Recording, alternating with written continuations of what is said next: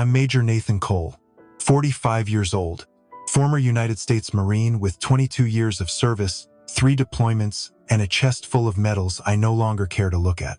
3 months ago, I was sleeping in the back of my pickup truck, parked across the street from the house I built with my bare hands. It was late, the kind of cold that seeps into your bones and doesn't let go, and I just pulled my jacket tighter when I saw it. An envelope, propped under the windshield wiper, no postmark, no return address, just a worn-out corner peeking under the frost. I thought it was a parking ticket until I touched it and realized the paper was too old, too yellowed, like it had been waiting a long time to be delivered. I opened it right there, fingers numb and shaking, the sound of rustling paper too loud in the silence of a dead neighborhood. Inside was a one-way train ticket to a station I'd never heard of and a message written in thick black ink. He never stopped watching you. I stared at it so long that the frost started to melt on the dashboard from my breath. I couldn't move, couldn't blink, just sat there trying to remember the last time anyone had looked out for me. The night air pressed against the windows. My old Marine jacket wasn't doing much to hold the warmth anymore. I hadn't eaten since morning, hadn't showered in 2 days, and I hadn't seen my kids in over 6 weeks. I'd lost everything: my family, my home, my reputation, to a man I once thought was just a family friend. That train ticket felt like a hallucination at first, like the kind of thing your brain makes up when you're sleep-deprived and running on fumes. But the paper was real. The time, the date, even the seat number. Someone knew where I was. Someone had been watching, waiting. For a second, I thought about tearing it in half and throwing it out the window. Then I folded it back up, slid it into my glove box, and told myself I'd think about it later. I didn't sleep that night. I just sat there in the cold, watching the house where my kids used to wait for me by the window. The porch light was on. He was in there, sleeping in my bed, next to my wife. My dog was probably curled up at his feet. And me? I was out on the curb, like a stranger in the life I used to own. When I came home from my last deployment, I expected a welcome. Not a parade, not confetti, just my wife's arms around me and my daughter's laughter in the air. Instead, the house felt like a place that used to know me but had moved on. Laura stood in the doorway, smiling like someone who'd practiced it in the mirror. It didn't reach her eyes. Emma barely looked up from her tablet, muttering a quiet hi before disappearing into her room. Hunter, my dog, my shadow for over a decade, sniffed me like I was a stranger and padded off toward the living room without a sound. I stood there with my bags at my feet, still smelling like sand and jet fuel, and felt like I'd walked into someone else's home. There was no welcome back sign, no dinner, no sense that anyone had been counting the days. Laura said things had just been busy. Emma had school. Hunter was getting old. She asked if I could keep it down in the mornings because Brad worked late and needed to sleep in. That was the first time I heard his name like that, Brad. Just dropped into the middle of a sentence like it belonged there. Brad had been my best friend since boot camp. He'd been at our wedding. He'd helped me build the deck out back. He was the godfather of Emma. And now he was living in my house while I was gone, helping out around the place. Fixing leaks, mowing the lawn, and watching out for Laura and Emma. That's what Laura said. Watching out. At first, I tried not to think much of it. Maybe it made sense. Brad had no family of his own. Maybe he was just trying to help. I told myself that a dozen times. But then I noticed his boots by the back door. Bigger than mine, caked in mud from our garden. His favorite coffee was sitting out on the kitchen counter every morning, the one Laura used to hate the smell of. There were 2 toothbrushes in the master bathroom. Neither of them was mine. My shirts were moved to the guest closet. The bed didn't smell like our sheets. There was a dent in the pillow where someone else had been sleeping. Emma wouldn't talk to me for more than a few seconds at a time. She always seemed tired, quiet. When I asked Laura what was going on, she shrugged and said I needed time to readjust. She said deployments changed people, that I wasn't the same anymore. I wanted to believe her. God, I wanted that to be true. That I was the one who had changed. Maybe I was paranoid from being away too long.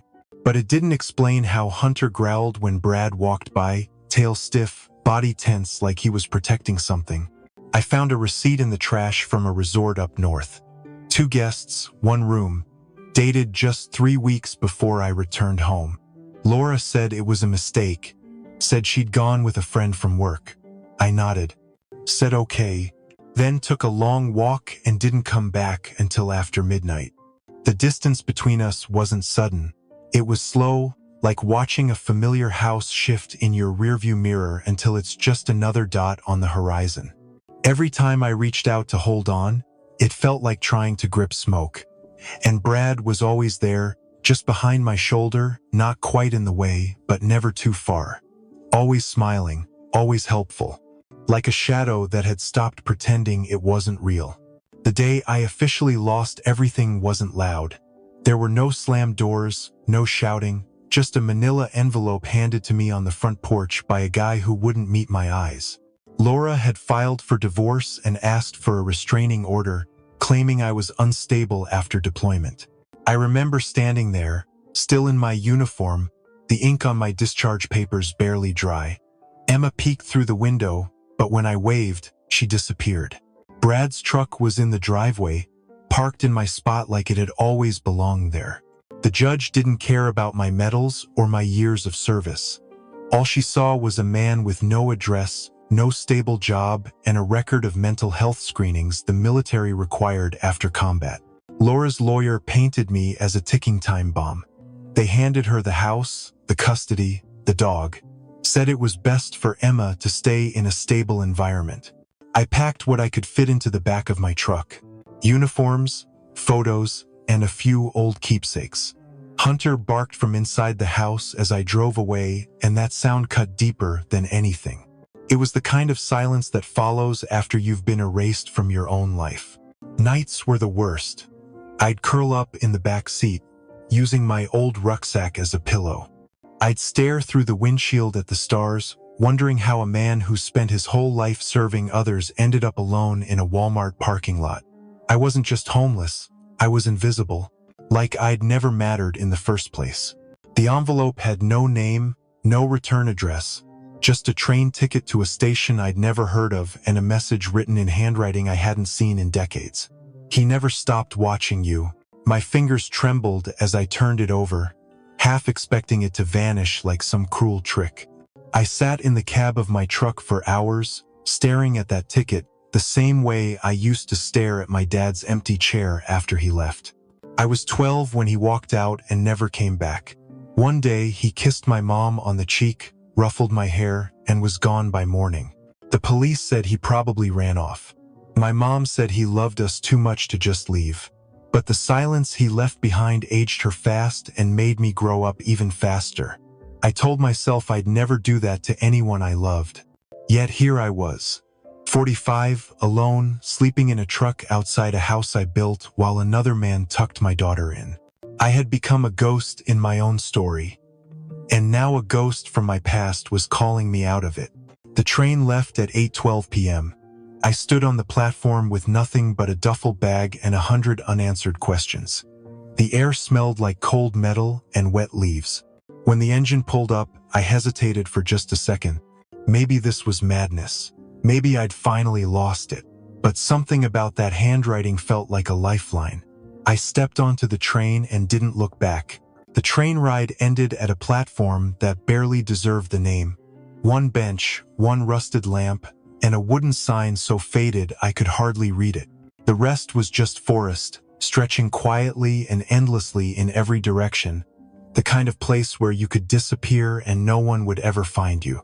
A dirt path led away from the tracks and curved into the trees. I followed it, boots crunching the frost-covered ground, heart pounding without rhythm. The deeper I went, the more the world I knew felt like it was slipping behind me. The cabin was small, half sunken into the earth, with weathered planks and a roof sagging from time. Smoke trickled from a bent chimney. I wasn't sure if I expected anyone to be there until the door creaked open and I saw him. An old man sat in a wheelchair, a blanket over his knees, oxygen tank at his side, eyes sharp as broken glass. He didn't say my name, just nodded like he'd been waiting a long time. My feet froze in place. My mind said it couldn't be. but my gut already knew. He looked older than I ever imagined, thinner too, like life had been scraping pieces off him for years. His voice was rough, like gravel sliding across wood.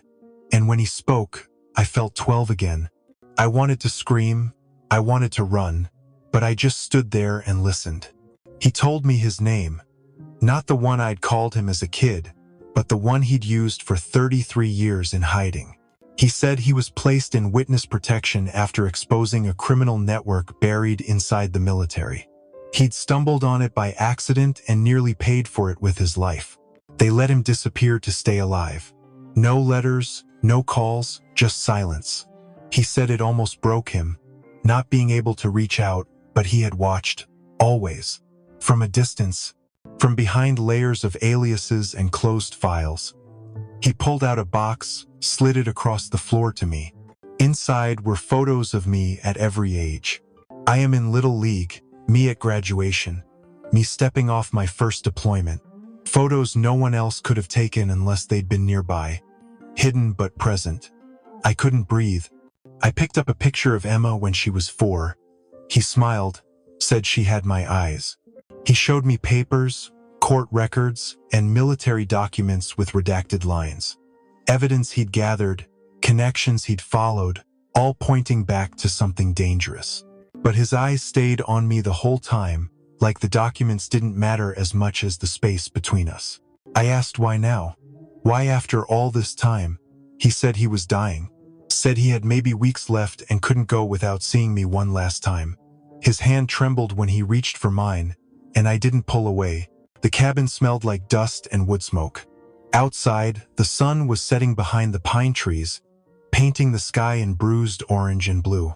I hadn't cried in years, but I felt something crack open inside me in that moment. He hadn't been gone, he'd just been hidden, and somehow, through all the pain, I believed him.